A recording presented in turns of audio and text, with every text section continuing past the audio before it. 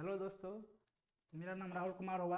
आज जो है मैं क्लास 10th का साइंस का और साइंस में बायोलॉजी का फर्स्ट चैप्टर लेकर के आया हूँ, जो कि है जैव प्रक्रम। पोषण और शोषण के बारे में पढ़ेंगे इसमें जैव प्रक्रम में। ठीक, तो पहला जो है पोषण का डिफिनेशन पढ़ेंगे अपना लोग। पोषण किसे कहते हैं? भोज्य पदार्थ के रूप में ऊर्जादायक और शरीर निर्माता पदार्थ को अंतर्ग्रहित करने की क्रिया को पोषण कहते हैं। ठीक, ये पोषण का डिफिनेशन हुआ। अब इसका महत्व क्या है? तो इसका निम्न महत्व है। तो ऊर्जा के स्रोत के रूप में, दूसरा जो है रचनात्मक कार्यों में, और तीसरा जो है क्रियात्मक कार्य में। ये पोषण का निम्न महत्व के बारे में बताए। अब जो है पोषण मुख्य रूप से दो प्रकार के होते हैं। पोषण जो है दो प्रकार का होता है। एक होता है ऑटोट्रोपिक न्यूट्रिशन, से कहते हैं स्वपोषित पोषण, और दूसरा होता है हेटेरोट्रोपिक न्यूट्रिशन, इसको कहते हैं परपोषित पोषण। तो स्वपोषित पोषण के बारे में पढ़ेंगे अपना लोग पहले। तो उसका क्या डिफिनेशन देख लेते हैं। तो स्वपोषित पोषण किसको कहते हैं? वैसा जीव जो अपना भोजन स्वयं बनाता है उसे स्वपोषित जीव कहते हैं। मतलब जो जीव अपना भोजन खुद बनाएगा उसे कहेंगे स्वपोषित जीव, और इस क्रिया को क्या कहेंगे? स्वपोषित पोषण कहेंगे। जैसे प्लांट्स क्या करते हैं? अपना से भोजन बनाता है। पेड़ पौधा CO2 लेता है वातावरण से और सनलाइट की उपस्थिति में खुद से भोजन बनाता है, उसे कहते हैं स्वपोषित पोषण। अपना लोग क्या करते हैं? जैसे कोई भी एनिमल्स हो गया जो हेटेरोट्रोपिक है, वो प्लांट्स पे डिपेंड रहता है या अदर एनिमल पे रहता है, तो खुद से अपना लोग भोजन नहीं बनाते हैं। ठीक, तो ये हो गया स्वपोषित पोषण। ऊर्जा की उपलब्धता के आधार पर इसे दो भागों में बांटा गया। स्वपोषित पोषण को ऊर्जा की उपलब्धता के आधार पर दो भागों में बांटा गया है। कि पहला है प्रकाश संश्लेषित पोषण, जिसे कहते हैं फोटोसिंथेटिक न्यूट्रिशन।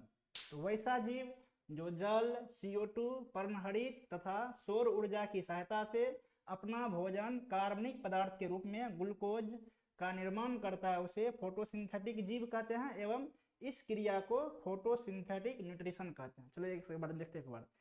तो फोटोसिंथेटिक किसको कहेंगे? वैसा जीव जो प्लांट्स, जैसे कोई प्लांट्स है तो क्या करेगा? CO2 लेगा क्लोरोफिल की सहायता से, और वाटर लेगा धरती से, और क्या बनाएगा? ग्लूकोज बनाएगा। तो उस जीव को कहेंगे फोटोसिंथेटिक जीव, और इस प्रोसेस को क्या कहेंगे? फोटोसिंथेटिक न्यूट्रिशन, जिसको हिंदी में कहते हैं प्रकाश संश्लेषित पोषण। इसका एग्जाम्पल क्या है? कुछ प्रोटिस्टा इसमें आता है और कुछ बैक्टीरिया, यूग्लिना भी, लेकिन मेन तो इसमें पेड़ पौधा है। पेड़ पौधा तो इसका मेन है ही, लेकिन उसमें कुछ प्रोटिस्टा का समूह आता है और कुछ बैक्टीरिया का और कुछ यूग्लिना का भी समूह आता है प्रकाश संश्लेषित पोषण में। तो यहाँ तक हो गया। अच्छा, इसका इक्वेशन होता है प्रकाश संश्लेषण का इक्वेशन क्या होता है? जैसे CO2 प्लस H2O और सनलाइट क्लोरोफिल की उपस्थिति में ग्लूकोज बनाएगा और ऑक्सीजन रिलीज करेगा और वाटर निकालता है। ये कौन करता है?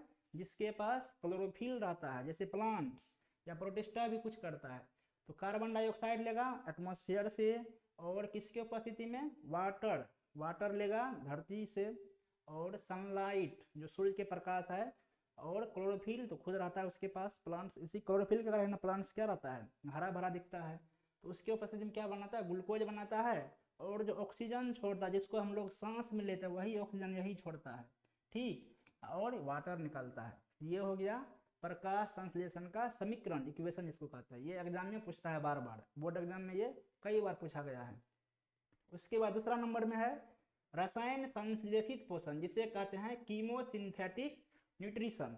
तो कुछ जीव रासायनिक ऊर्जा का उपयोग कर कार्बनिक पदार्थ में बदल देता है। इस क्रिया को क्या कहते हैं? कीमोसिंथेटिक न्यूट्रिशन कहते हैं। मतलब वातावरण में बहुत सारा ऐसा जीव है जो कि रासायनिक ऊर्जा को किसमें बदल देता है? कार्बनिक पदार्थ में बदल देता है। इसे कहते हैं कीमोसिंथेटिक न्यूट्रिशन। जैसे इसका एग्जाम्पल है sulphur bacteria, iron bacteria, Nitrosomonas bacteria. तो ये सब जो है रसायन संश्लेषित पोषण का एग्जाम्पल हुआ। मतलब ये क्या करता है? रासायनिक ऊर्जा को कार्बनिक ऊर्जा में बदल देता है। अब दूसरा जो है वो तो था किसका एग्जाम्पल? स्वपोषित का था, ये दो ठो। अब पढ़ेंगे परपोषित पोषण या विषमपोषी पोषण, जिसे कहते हैं हेटेरोट्रोपिक न्यूट्रिशन। तो इसके डिफिनेशन पढ़ेंगे अभी। तो वैसा जीव जो अपना भोजन के लिए प्रत्यक्ष या अप्रत्यक्ष रूप से दूसरे जीव जंतु पर निर्भर रहता है, तो इसे क्या कहते हैं? परपोषी जीव कहेंगे, और इस क्रिया को क्या कहेंगे? परपोषित पोषण कहेंगे। जैसे अपना लोग हो गए, या गाय भैंस बकरी, ये सब क्या करती है? अपना भोजन के लिए प्लांट्स पे डिपेंड रहता है। हम लोग प्लांट्स भी खाते हैं, कई सारे एनिमल्स मतलब मांस, मछली, मुर्गा ये सब खाते हैं। तो ये सब क्या हो गया, परपोषित पोषण का ये डिफिनीशन हो गया। ठीक, अब तो परपोषित पोषण जो है निम्न प्रकार के होते हैं। पहला इसमें पूर्णजीवीय पोषण, पहला इसमें पूर्णजीवीय पोषण से कहते हैं होलोजोइक न्यूट्रिशन। तो वैसा जीव जो अपने भोजन में ठोस कार्बनिक पदार्थ को लेता है उसे होलोजोइक न्यूट्रिशन कहते हैं। मतलब वो अपना भोजन में क्या लेगा, ठोस कार्बनिक पदार्थ, उसे कहेंगे होलोजोइक न्यूट्रिशन। ठीक, जैसे अपना लोग खाते हैं भात दाल चावल, ये क्या हुआ, ठोस कार्बनिक पदार्थ हुआ। ठीक, अब ये क्या होता है, ये पूर्णजीवीय पोषण जो है निम्न चरणों में संपन्न होता है। तो पहला जिसमें है भोजन का अंतर्ग्रहण, जैसे अपना लोग खाएंगे तो पहले क्या करेंगे, मुंह में खाना लेंगे, तो उसे ही कहते हैं इंजेक्शन ऑफ फूड इंग्लिश में। तो बाह्य वातावरण से भोजन को मुख गुहा में लेने की क्रिया को भोजन का अंतर्ग्रहण कहते हैं। मतलब जैसे थाली में से अपना लोग क्या करेंगे, खाना को मुंह में लेंगे, तो उसे क्या कहेंगे, इंजेक्शन ऑफ फूड कहेंगे या भोजन का अंतर्ग्रहण कहेंगे। अब दूसरा आएगा पाचन, अब खाना चल गया मुंह में तो फिर मुंह से कहाँ जाएगा, पेट में जाएगा। तो पेट में अब क्या होगा, डाइजेशन स्टार्ट होगा, जिसे कहते हैं पाचन। ठोस बड़े बड़े जटिल अणुओं को एंजाइम्स की सहायता से छोटे छोटे घुलनशील तरल पदार्थों में बदलने की क्रिया को पाचन कहते हैं। मतलब जब अपना लोग खाना खाए, अब पेट में गया, वो स्टोमक में गया, तो वहाँ पे क्या रहता है, एंजाइम्स रहता है। तो वो जो है जो अपना लोग खाना खाए, सोलर वाला चीज, ठोस बड़े बड़े अणु को खाए, तो उसको अब एंजाइम से दस क्या किया जाएगा, तोड़ दिया जाएगा पेट में। ठीक, और उसको क्या बना दिया जाएगा, सरल द्रव पदार्थ बना दिया जाएगा, जो कि पचने में हेल्प होगा और अवशोषण भी होगा उसका आसानी से। देखिए अब आगे अगला है अवशोषण। पहला क्या था, भोजन का अंतर्ग्रहण, पहले खाना खाए फिर उसको पचाए, मतलब कोई डाइजेशन हुआ, और तीसरा हो जाएगा अवशोषण। अब वो पचा हुआ जो भोजन है उसको अवशोषित भी करना है शरीर में, तो उसको कहेंगे पचे भोज्य पदार्थ छोटी छोटी छोटी आंत की आंतरिक दीवार द्वारा विसरण विधि से अवशोषित होना अवशोषण कहलाता है। मतलब अवशोषण में क्या होता है, जो हम देखिए मुंह से गया पेट में, पेट के बाद जाता है छोटी आंत में खाना, छोटी आंत में क्या रहता है, विल्लस विलाय प्रेजेंट रहता है, जो क्या करता है, जो पचा हुआ भोजन है उसको अब्जॉर्ब करता है। एब्जॉर्ब मतलब अवशोषित करता है। अब देखिए वही है यहाँ पर लिखा हुआ, विसरण विधि द्वारा एब्जॉर्ब करता है, उसे क्या कहते हैं, अवशोषण कहते हैं। मतलब पचा हुआ जो भोजन है उसको जो अवशोषित करेंगे उसे क्या कहेंगे, अवशोषण कहेंगे। ठीक, अब अगला जब अवशोषण के बाद क्या होगा, स्वांगीकरण, जिसे कहते हैं इंग्लिश में एसिमिलेशन। अवशोषण के पश्चात पचे भोज्य पदार्थ कोशिका में जाकर नए जीव द्रव का निर्माण करना, उपापचय क्रिया में सहयोग करने तथा ऊर्जा मुक्त होने की सामूहिक क्रिया को एसिमिलेशन कहते हैं। जैसे अपने लोग खाना खाने का पर्पस क्या है, खाना खाए, अब पचा, अब शरीर में क्या होगा, नया नया सेल, कई हजार कई लाखों सेल रोज बनता है शरीर में। तो वो खाना का यूज होता है किसमें, एनर्जी का यूज होता है सेल बनाने में, या कहीं चलते फिरते हैं घूमते फिरते उसमें क्या एनर्जी खपत होता है। तो वही एसिमिलेशन, स्वांगीकरण की क्रिया से ही वो संभव है, उसे कहते हैं एसिमिलेशन। उसके बाद है बहिक्षेपण, अब लास्ट है ये, तो बहिक्षेपण या बहिष्करण से कहते हैं इजेशन। तो स्वांगीकरण के फलस्वरूप पचे अवशिष्ट बेकार पदार्थों को जीव शरीर से बाहर निकलना ही इजेशन कहते हैं। जैसे ये क्या किया, स्वांगीकरण में क्या हुआ था, अवशोषण के पश्चात जो पचा हुआ भोजन था उसको अवशोषित कर लिया था। अब उसका बचेगा बेकार चीज, सिट्ठी, जो जैसे ईख का, गन्ना में क्या करते हैं, गन्ना का जूस पीते हैं तो मशीन में देते हैं, उधर रस निकल गया पी लेते हैं, उसके बाद सिट्ठी बचता है उसको फेंक देते हैं। तो उसी तरह से अपने लोग जो भोजन करते हैं, जो उसका मेन अथी है, मेन चीज एनर्जी, उसको अवशोषित कर लिया जाता है, और जो बचा हुआ चीज अपशिष्ट पदार्थ उसे कहते हैं अपशिष्ट पदार्थ। तो उसको क्या करते हैं, शरीर से बाहर निकालते हैं, जिसको मल मूत्र त्यागना कहते हैं।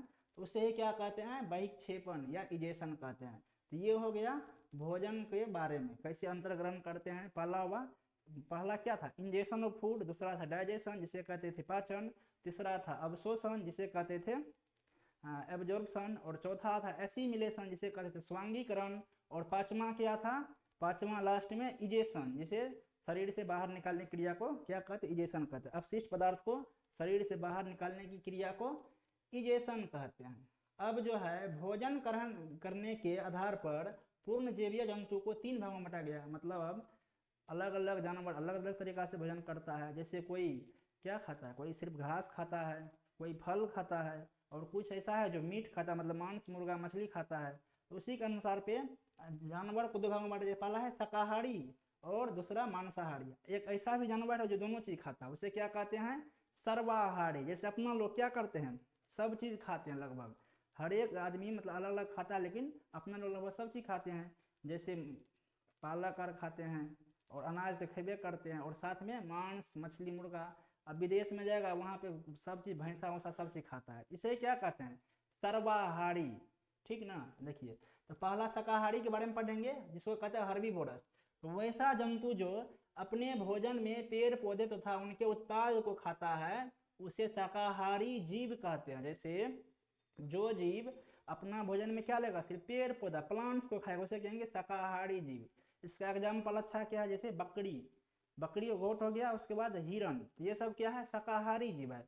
और मांसाहारी जीव इसको कहेंगे वैसा जीव जो अपना भोजन में क्या खाएगा, मांस मछली खाएगा, वही लिखा हुआ जीव जंतु को खाता है।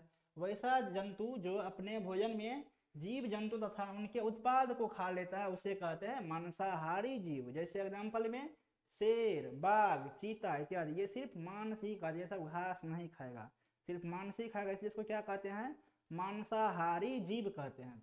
अगला जो है सर्वभक्षी, जिसे कहते हैं ओमनीवोरस। ठीक, तो ओमनीवोरस किसे कहते हैं, वैसा जंतु जो अपने भोजन में पेड़ पौधे जीव जंतु एवं उनके उत्पादों को खा लेते उसे कहते हैं सर्वाहारी जीव। मतलब वैसा जीव जो पेड़ पौधा भी खाएगा या फल भी खाएगा और साथ में जीव जंतु भी खाता है, मांस भी खाता है, उसे कहते हैं सर्वाहारी या सर्वभक्षी, ओमनीवोरस कहते हैं इंग्लिश में। जैसे में क्या हो गया, आदमी कुत्ता भी दोनों चीज खाता है, कौवा भी खाता है इत्यादि, ये सब क्या हो गया, सर्वभक्षी हो गया। तो देखिए तो पहला क्या पढ़े थे अपना लोग, भोजन का अंतर्ग्रहण, ये चीज याद रखना है। तो निम्न किन चरणों में होता है, तो पहला था इंजेक्शन ऑफ फूड, दूसरा था डाइजेशन, और तीसरा था अवशोषण, और चौथा था स्वांगीकरण, और लास्ट में इसका था बहिक्षेपण या बहिष्करण।